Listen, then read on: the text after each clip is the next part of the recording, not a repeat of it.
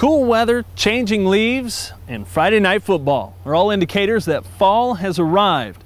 It's also the time of year when pumpkin patches start opening their fields to pickers hunting that perfect pumpkin. SUNUP's Austin Moore takes us to a patch just east of Perry where one pumpkin grower just can't seem to wait for those pumpkins to be harvested before carving into them. You know, we have some days where we will be really busy for, really the whole time we're open on a weekend. This is a lumina that, again, has been scarred about a week and a half ago.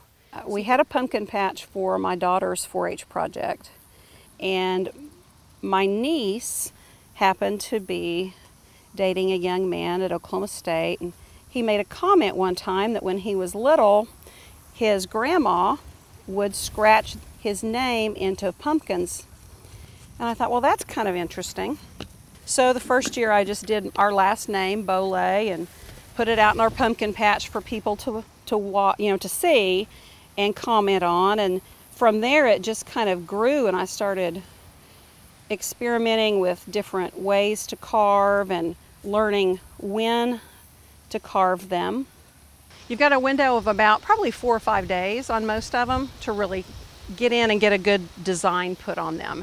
If you pick them too small, like this one right here, if you can back out and look at this little one, this pumpkin's probably going to get about this big around. He's going to be about the size of a bushel basket. So if I were to put a design on him now, as he grows, that design will get distorted. So you need them to be about the size they're going to be when they're mature, but with the skin still soft and immature. I'm just going to come in and start taking away. You don't want to go too deep, because the deeper you go, the longer it takes for it to heal, and it's just going to scar like your skin scars. Sometimes I'll do part of the design, and then I'll give it a couple of days to heal and to start to show that the little fine carvings or the fine etchings on there, and then I'll come back because I can see what I've already done a little bit better. Well, this variety is called Aspen that I just worked on. The Big Macs, which are kind of like that one right there, that real buttery yellow color, they work real well as well because they've got a good, relatively smooth surface to work on. So this is a Cinderella. When it gets completely mature, it keeps that shape, and it's a French variety. So for these, they scar really well with just an X-Acto knife. So I'm going to do a leaf design to start. Light little strokes, you don't need to go very deep. Now, the first one of these that I ever sold, I didn't really make it to sell.